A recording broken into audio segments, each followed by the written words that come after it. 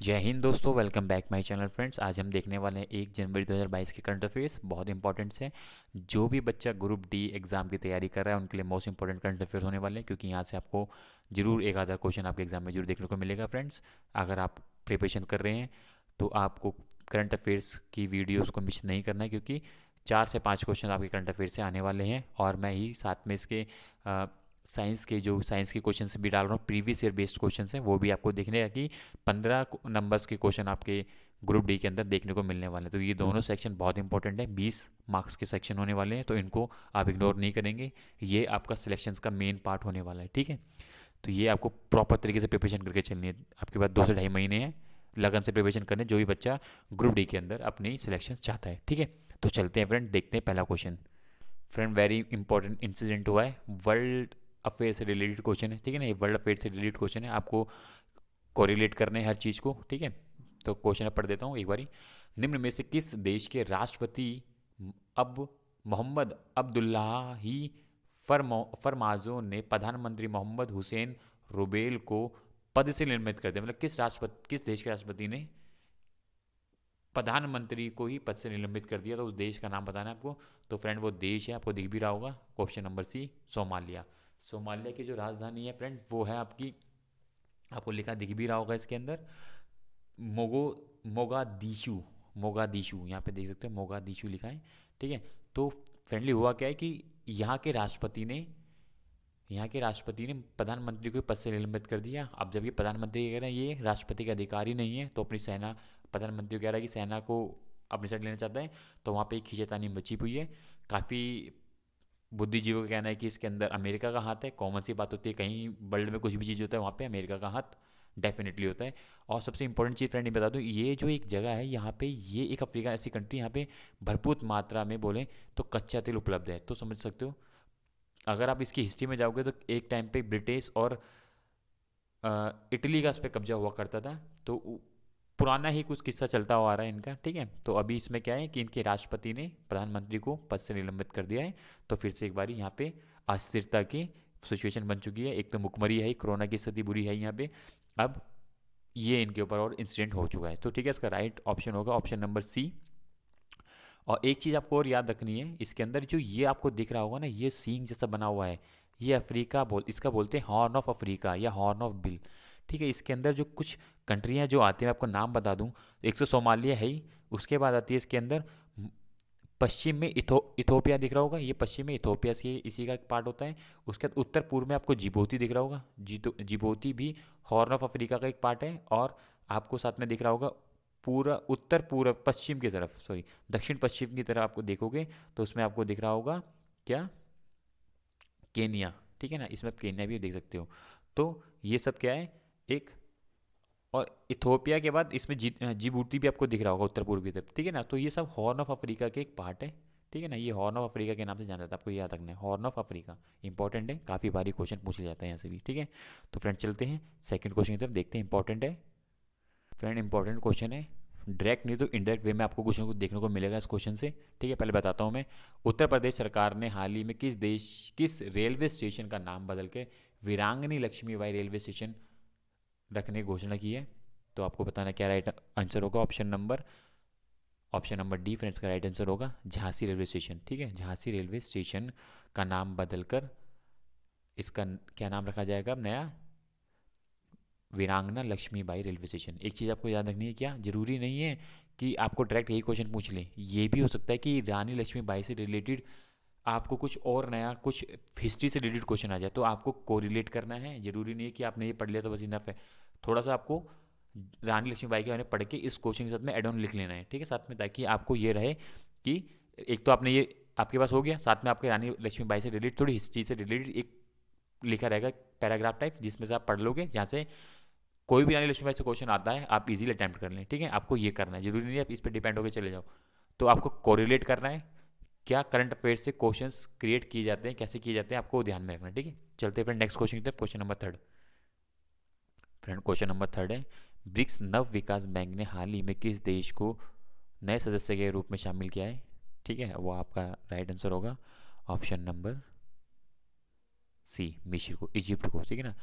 तो basically BRICS आपको पता ही है, अपनी 5 मेन कंट्रियाँ आपने देखी होंगी, तो 5 मेन कंट्रीज में क्या है कि जो सबसे ब्रिक्स में क्या है कि द न्यू डेवलपमेंट बैंक था, फॉर्मली इसको रेफर कर दिया गया ऐसा ब्रिक्स डेवलपमेंट बैंक, ठीक है ना, ब्रिक्स डेवलपमेंट बैंक कर दिया, जिसके अंदर इन्होंने डिफरेंट डिफरेंट कंट्रीज में शामिल किया। तो ब्रिक्स आपको यहाँ पे देख लिखा है, ब्रिक्स नव विकास बैंक ने हाल ही में मिर्च को नए सदस्य के रूप में शामिल किया है, जिस जबकि उससे पहले बांग्लादेश, संयुक्त अरब अमीरात और उर्ग्वे को सदस्य के रूप में शामिल किया था। ब्रिक्स का नव विकास बैंक की सदस्यता में विस्तार से यह उभरती हुई अर्थव्यवस्थाओं के लिए एक प्रमुख विकास संस्था के रूप में अपनी स्थिति को मजबूत करेगी, ठीक है ना, बेसिकली बताना चाहते हैं ये। एक इम्पॉर्टेंट चीज़ और याद रखना आपके अंदर कि ब्रिक्स जो है ना अपना, इसके अंदर इंपॉर्टेंट 5 कंट्रियां हैं, आपको पता ही होगा, ठीक है ना। तो उन 5 कंट्री के नाम याद रखना कि डायरेक्ट क्वेश्चन है तो इनडायरेक्ट में क्या बन सकता है कि 5 कंट्री में कौन कौन सी कंट्री है, रशिया है आपको पता ही है, चाइना आपको पता ही है, ठीक है, इंडिया आपको पता है, और 2 जो बची हैं वो कौन सी है, एक तो होगी आपकी ब्राज़ील, ठीक है ना, ब्राज़ील, और एक हो जाएगी आपकी साउथ अफ्रीका, ठीक है। ये 5 कंट्री आपको याद रखना है कि अगर डायरेक्ट क्वेश्चन है तो ये क्वेश्चन आ सकता है, तो इनका याद रखना है कि ठीक है। और जो जो ब्रिक्स नव विकास बैंक है ना, इसका जो हेड क्वार्टर है वो संघाई चाइना में, ये याद रखना कि इन तरीके क्वेश्चन आए तो ये आपको अटेम्प्ट कर लेने, ठीक है। चलते फ्रेंड नेक्स्ट क्वेश्चन की तरफ, question number 4। Friend very very important question है, ठीक है ना, बहुत इंपॉर्टेंट क्वेश्चन है, ध्यान रखना इसको तो काफ़ी खासकर।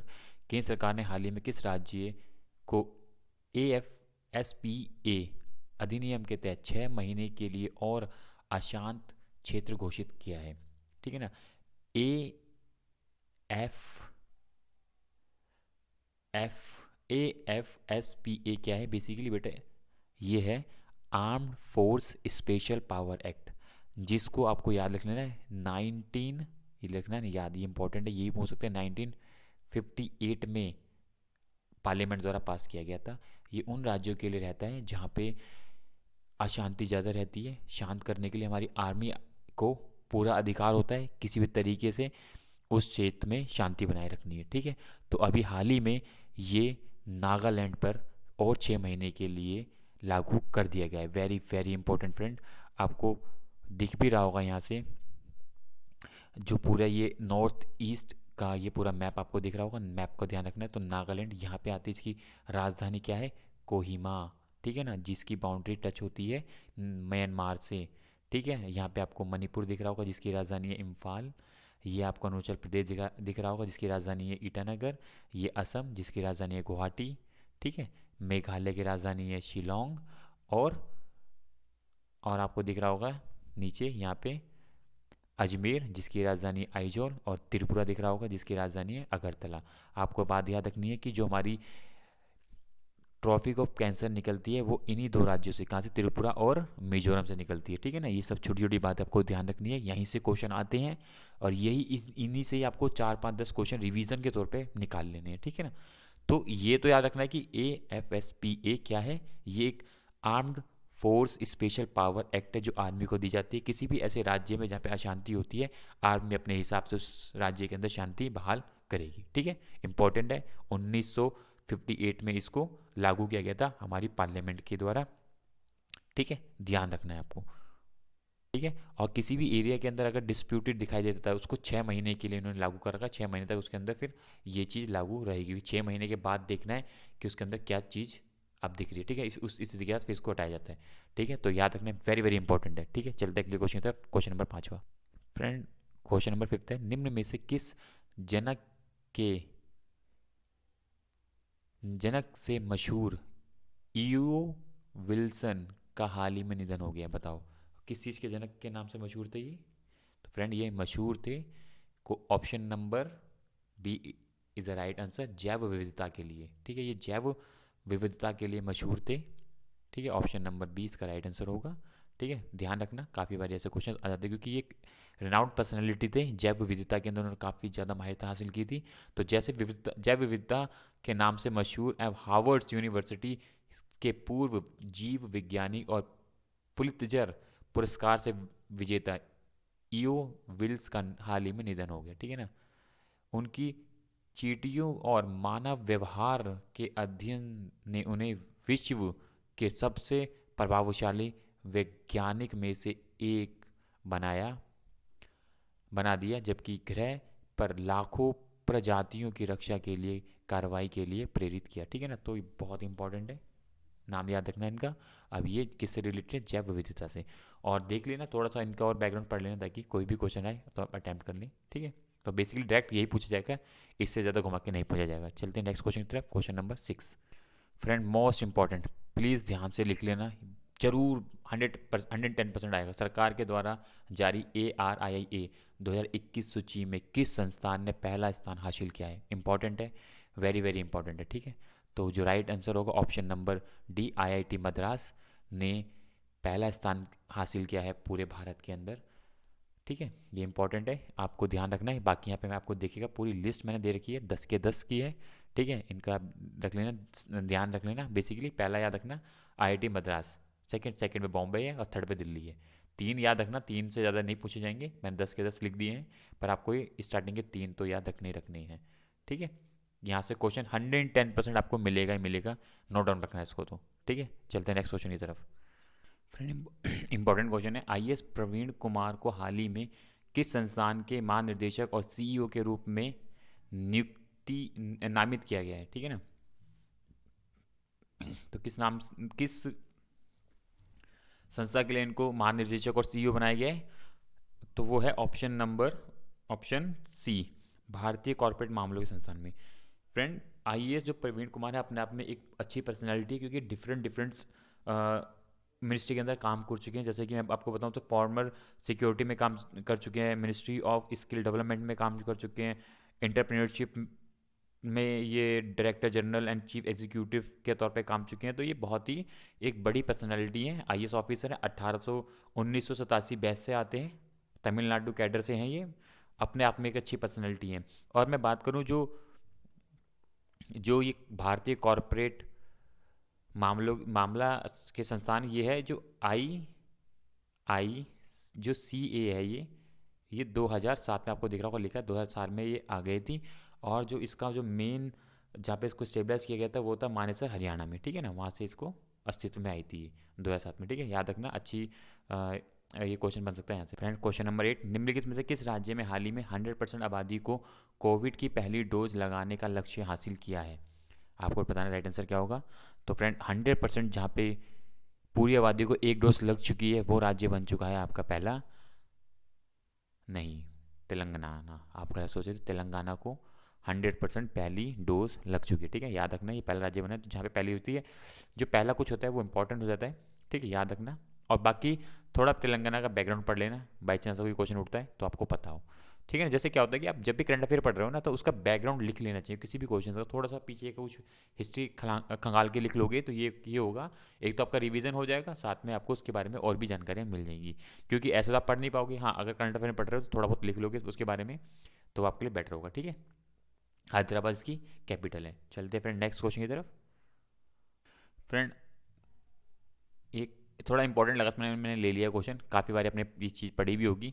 हीमैन कलाकार और खिलौनों के डिज़ाइनर के लिए मशहूर व्यक्ति का नाम बताएं जिसका हाल ही में निधन हो गया। ठीक है ना, ये एक बहुत ही बड़े विख्यात, जो आपने पढ़ा हो कॉमिक्स वगैरह पढ़ी होंगी ही मैन के नाम से, तो उनका निधन हो गया है। तो आपको उनका नाम बताना है फ्रेंड, क्या नाम है उनका। ठीक है, तो बताइए क्या नाम है। फ्रेंड बताना है आपको, mark Taylor.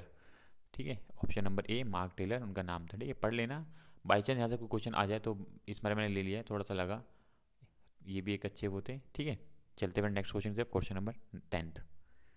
Friend last question है, बिजनेस लाइन की संपादिका सलाहकार आरती कृष्णन को किस समिति के सदस्य के रूप में शामिल किया गया है? आपने बिजनेस लाइन का अगर न्यूज़पेपर देखा होगा तो उनकी संपादकीय सलाहकार आरती कृष्ण को किस समिति के सदस्य के रूप में चुना गया है फ्रेंड? तो राइट आंसर होगा option number B, SEBI. Friend आपको पता होगा सेबी के बारे में भी। ठीक है, तो सेबी क्या है? Security and exchange board. याद रखना, जरूरी नहीं है कि ये क्वेश्चन ही पूछें, आपको पता होना सेबी की फुल फॉर्म क्या है। ठीक है ना, आपको याद रखना, क्या रखना है, सिक्योरिटी एंड एक्सचेंज बोर्ड, जिसकी जो स्टेबलाइज हुआ था सेबी का, याद रखना ये स्टेबलाइज हुआ था 12 अप्रैल 2000, सॉरी 1992 में। ठीक है ना, 1992 में ये स्टेबलाइज हो गया था, ठीक है ना, याद रखना इंपॉर्टेंट है, क्योंकि अगर ये डायरेक्ट क्वेश्चन नहीं आएगा तो यहाँ से इनडायरेक्ट क्वेश्चन ये आ सकता है कि सेबी की फुल फॉर्म क्या है, ये कब स्टेबलाइज हुआ था, ठीक है, इसका काम क्या है, जो भी हमारे स्टॉक मार्केट के अंदर होने वाली जो भी चीज़ें होती हैं उनके बारे में इसको अपनी निगरान रखनी, नज़र रखनी है, और किसी भी चीज़ किसी मतलब स्टॉक बेसिकली स्टॉक मार्केट का इसका मेन काम है, स्टॉक मार्केट के अंदर सब चीज़ों को हैंडल करने का इनका ही काम, से भी काम होता है, ठीक है ना। अगर आपको स्टॉक मार्केट में पता होगा तो ये इंपॉर्टेंट संस्था है, जो भी कानून जो भी लॉ बनाने हैं ये ही बनाती है और उसको इम्प्लीमेंट करती है स्टॉक के अंदर, ठीक है फ्रेंड। तो इंपॉर्टेंट है, सेबी के बारे में याद रखना आपको, सेबी, क्योंकि अगर ये नहीं आएगा तो इंडायरेक्ट वे में सेबी से रिलेटेड तो क्या करना है आपको, ये तो लिखा, साथ में सेबी के बारे में थोड़ा सा आपको एक्सप्लेन करके लिख लेना, ताकि कोई भी क्वेश्चन आए सेबी से वो आप डायरेक्ट अटेम्प्ट कर लें, ठीक है। यही चीज़ आपको याद रखनी है, क्योंकि करंट अफेयर पढ़ रहे हो, करंट अफेयर का मतलब ये नहीं सिर्फ करंट अफेयर पढ़ के निकल जाना, उसके हर एक क्वेश्चन के ऊपर आपको 5-10 मिनट एक्स्ट्रा देने हैं, ताकि आप उसके बारे में और भी चीज़ें लिख सकें, ठीक है ना। इसको जरूर लिखना है, यहाँ से भी क्वेश्चन इंटरेक्ट में क्वेश्चन और भी बन सकते हैं, ठीक है। तो आज के लिए इतने फ्रेंड, नेक्स्ट वीडियो में मिलेंगे जिसके अंदर हम और भी चीज़ें और भी नए नए क्वेश्चन देखेंगे, ठीक है। नेक्स्ट वीडियो में देखेंगे अब देखेंगे 2 तारीख के करंट अफेयर देख लेंगे, ठीक है एक बारी, ठीक है। Thank you for watching my video, bye bye, thank you.